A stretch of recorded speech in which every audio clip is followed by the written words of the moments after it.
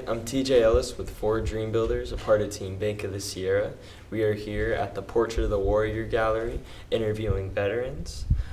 If you would please tell us your name, where you grew up, and what branch you were a part of. Hi, my name is Barbie Dobbins. I am a military brat. So I started out in Texas, went to Oklahoma, California, Germany, Korea, Japan, all over the world when I was growing up. And then I finally graduated high school in Oklahoma. I went to 3 different high schools. That was kind of rough.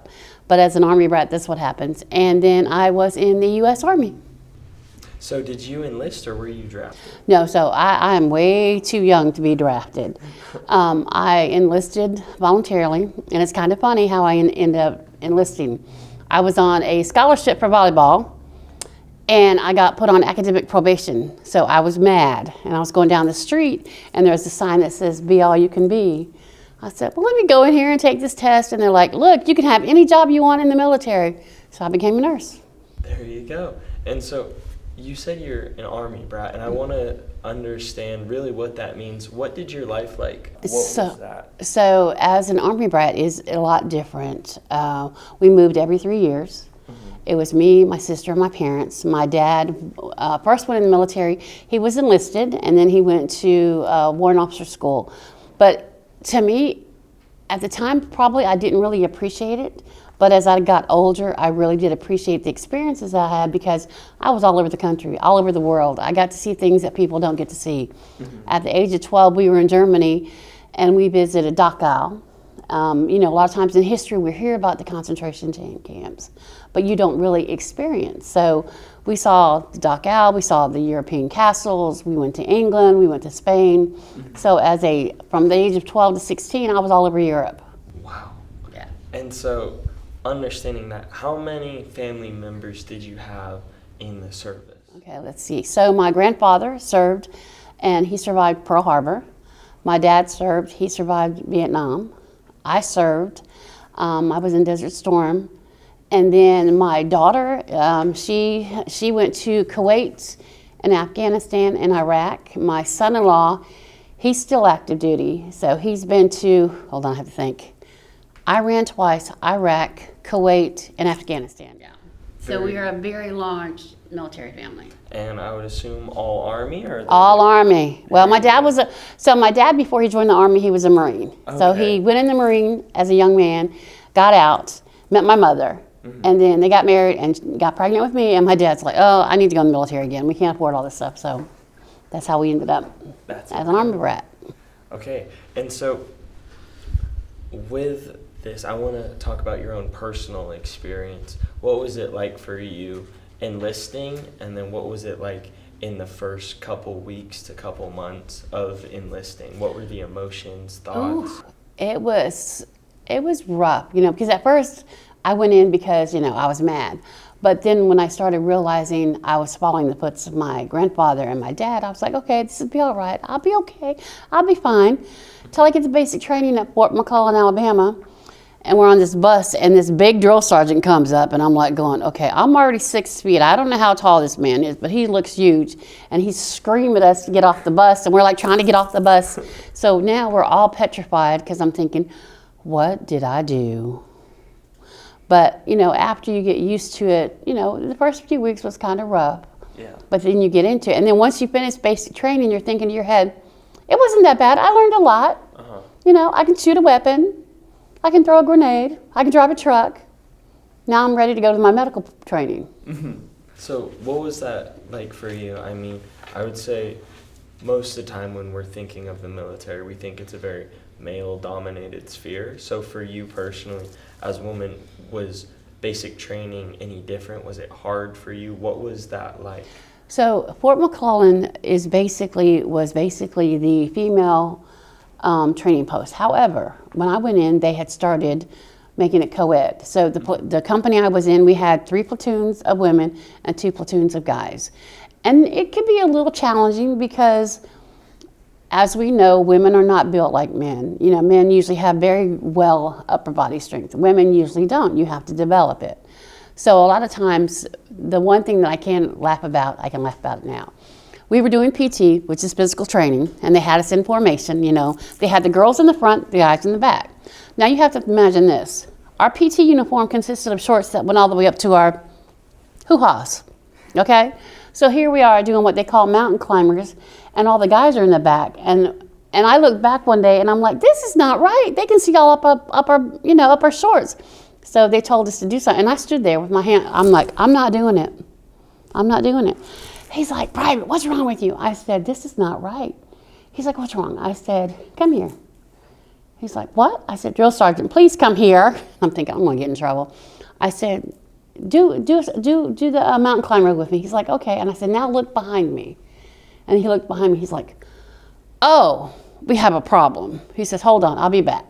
So then he went and got the other drill sergeants, and they changed the formation to where the women were in the back, because it was not right for us, because here it is, we're already in the military, male-dominated thing, and now all of a sudden you got women doing exercise and these guys are in the back ogling women booties, which is not right. Mm-hmm. And so for you, I imagine there was a lot of struggle in that. What did you learn from that? What was the life lesson that was taught there? The main thing is, in the military, it is male-dominated. And as a woman service member, you have to go above and beyond what the standards are. Mm-hmm. You know, like, whenever you're doing your training, you have to do better than anybody else. You can't just, like when we're firing a weapon, you know, you have marksman, sharpshooter, and expert. Now, 90% of the guys were like, oh, you girls can't, you know, you guys can't shoot, you'll be all right, you'll get marksman, and that's it, that's all you do. Well, me and a bunch of us were like, no, we're not doing this. We're gonna fire expert. And that's what we did. We practiced when we could, and we're like, hey, can we go and fire again? They're like, well, I said, I'm not satisfied with marksman. I want to get expert. So as women, we had to go above and beyond. And so we've talked a lot about the brotherhood throughout these interviews, but personally for you, what was the sisterhood like of these girls you were working with? Amazing. It's amazing. I've been out since 1988. Mm-hmm. So I got out, and then I got reactivated because of everything that happened 9/11. Because I was like, I'm at home, I get a letter going, you need to report to, and I'm like, wait a minute, I'm out. And then when I went there, they said, well, yeah, because of your job, you're a nurse, and you're also, I had a secondary MOS, which is nuclear, biological, chemical warfare. Holy cow. So that's why I had to go across the water. But a lot of the women that I met, I still have contact with. Mm-hmm. And there's another thing, there's an organization called Kappa Epsilon Psi Military Sorority. Every woman in there has been in the military. And true sisterhood, because another woman that's never been in the military doesn't understand when I say boots on the ground. They don't understand the trials and the tribulation that we had to go through, that we had to prove ourselves. We had to go up above and beyond. And then we had to deal with sexual harassment, sexual assault. And, you know, other women, yes, they go through that. But when you're in the military, it's a lot different, because a lot of times the good old boys try to hide things that happen to women. Mm-hmm. And so I want to ask in that, I think with this idea we have brotherhood and sisterhood, was there a family that you kind of saw, like a family aspect where, I mean, you were in a co-ed? Mm-hmm. A lot of times, yes, it did, because there's certain people you get along with just like you do with your regular family, but you know, there's people that you depend to count, hold on, my words go, sorry. You learn to count on them because you know you can trust them. Mm-hmm. Like when we were deployed, and I used to drive a deuce and a half, which is a 2.5 ton truck. And I knew that if there was something going on, they would let me know, but you build that trust in them. You build that bond in them. And it doesn't matter if they are male, female, black, white, green, yellow, whatever. You learn that trust because you know that person has got your six. That's what we say in the military. They got my six, which basically means they got my back. If something's going on and I need help, they're there. If something's going on with them, I'm going to help them. And so understanding that, I feel like there's a lot of military values that are instilled during these basic trainings in these camps. What are some of those values you learned? Commitment, honesty, respecting your elders, respecting your country. Because a lot of people, when you're growing up, if you're not in a military family, it's like you do respect your country, but you don't. It's different when you're raised in the military community, because it's all about the valor and truth and being honest with yourself and being honest with the people that you hang out with, knowing that this is my country.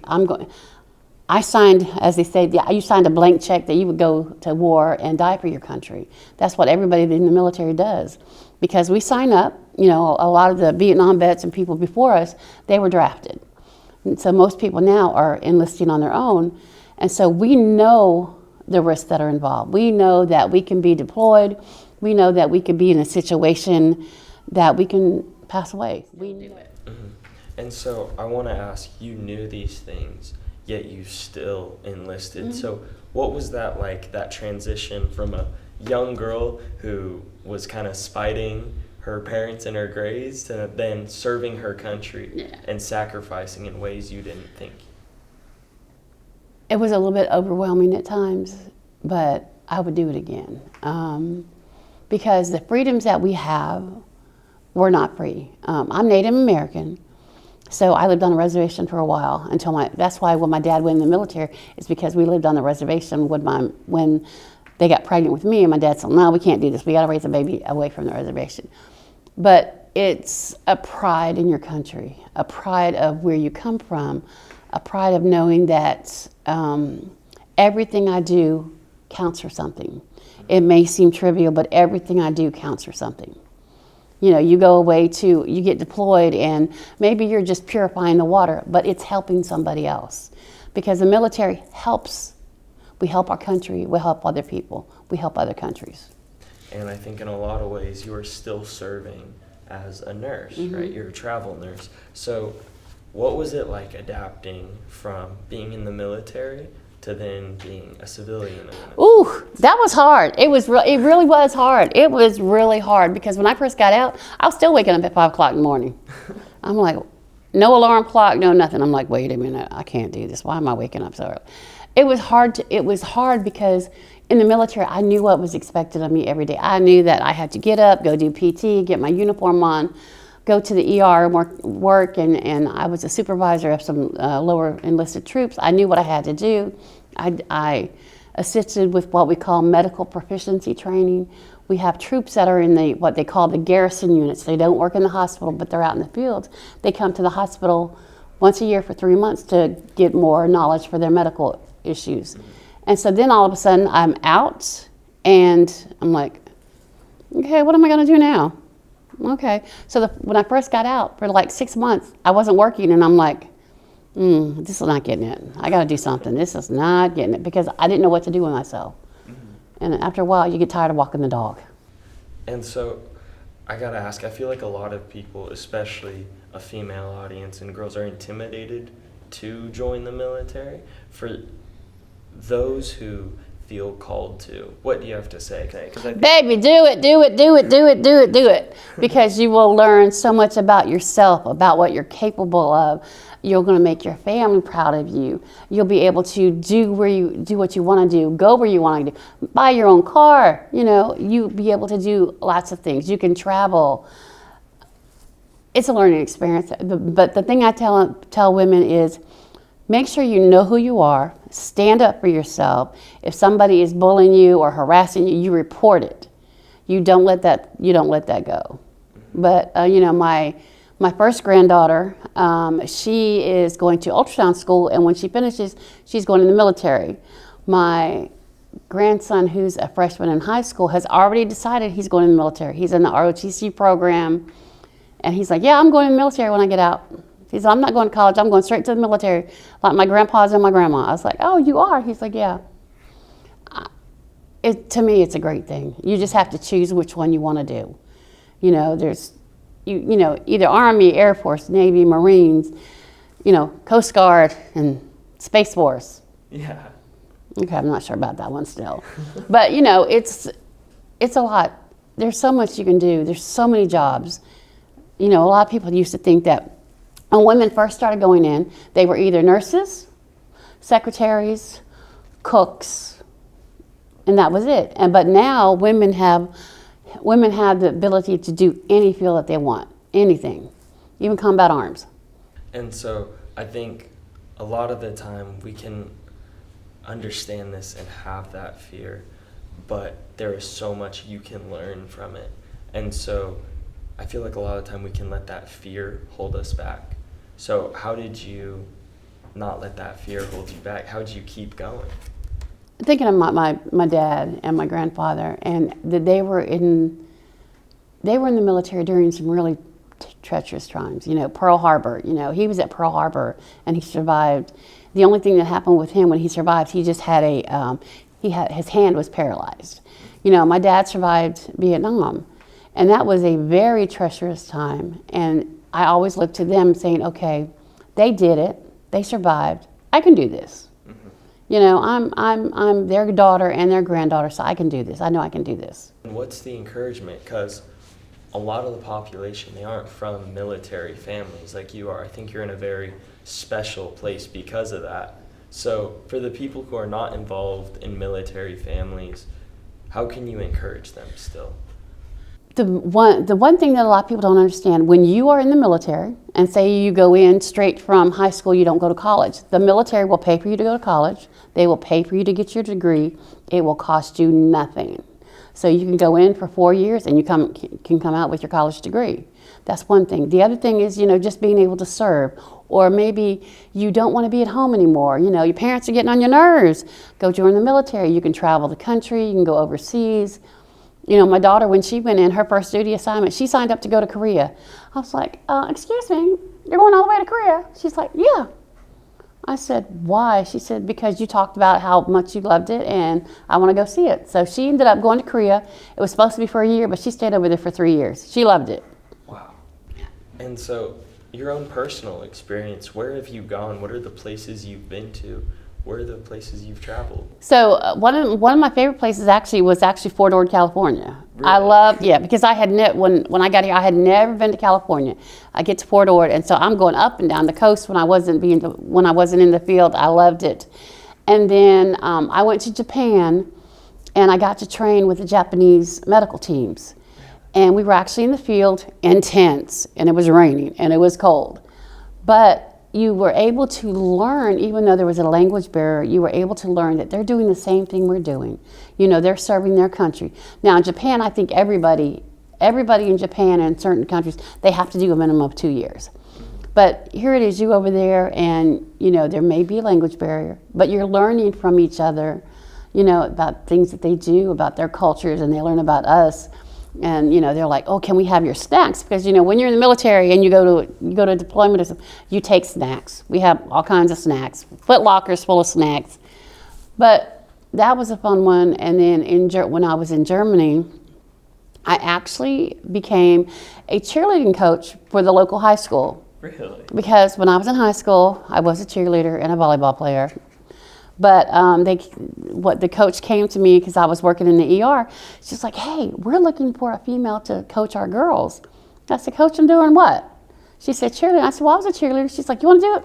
So I was actually able to get a special assignment from the ER. So I actually worked for the high school for a year. All I had to do was go to my chain of command twice a year and do a PT test. And I was at the high school working with kids. That's so incredible. That was fun. And I think a lot of the times when we think of the military, we think, okay, infantryman, I'm going to go shoot guns and attack, and that's it. But there is so much more to that. You have combat engineers, you have nursing, you have pharmacy, you have x-ray, you have ultrasounds, you have airline, you have pilots, and you do have infantry, because Fort Benning, Georgia is the infantry training area. But there's so many jobs that you can do. I mean, they even have mail carriers, veterinarians. You know, we have vets in the military, and people are going, vets? Well, yeah, because military people have animals. You know, you have cooks, and some of the cooks in the military, they're like other military cooks, but when they're able to excel, like on the holidays, they do big spreads. And I mean, it's really nice. They do ice sculptures, the whole bit. So there's so many jobs out there. You get anything you want, you can find. And I mean, in the military, you work with so many different people from so many different backgrounds. So what was that like? What was the challenge there? So let me tell you a real quick story. When I went to basic in Fort McClellan, Alabama, I had never eaten grits. I always ate oatmeal or cream of wheat. So we're in the cafeteria line, well, the mess hall line. I'm standing here. There's a girl from Alabama on this side, a girl from Georgia on this side. And the lady says, "Do you want some grits?" And I'm like, "What are grits?" And they're both looking at me going, what do you? I said, "I'm sorry, I'm not originally from the South. I don't know what grits are." So they're like, "Well, try it this way and then try it this way." So you get different opinions of everybody. It's like, you get people that, originally I'm from Oklahoma. And so then I met people from New York and Pennsylvania and people up north, and then you meet people from Washington, all over the country. So you get to learn different people, how people, their accents are, because now since I've been in the South so long, I have a very Southern accent. Let me tell you, trying to learn Spanish here, it's hilarious, because the little thing that you do where you're trying to talk to it, and it's like, "We're sorry, that's not exactly right," because I have such a Southern accent. So much from that. Yes, you do. You learn a lot. And so our final question, our project is called Veterans Educating the Students. So the question is, what message would you like us to carry forward for the audience, for the people watching this? What is something in your life that you need to tell them? That is your message, your story, and your testimony. As a young person growing up, take your time. Decide what you want to do. Don't be pressured by anybody else, especially the young women. Don't be pressured by anybody else. Do what you want to do. Figure out what you want, go for it, and don't stop till you reach your point. And I just want to thank you so much for your time. As a toast of our gratitude, we just wanted to say thank you. Thank we you have so a much. little bit of a goodie bag. Ooh, I'm an ER nurse. We always like goodies. Well, thank you so much, Miss Dobbins. It's truly been a pleasure. Thank We really you. appreciate it.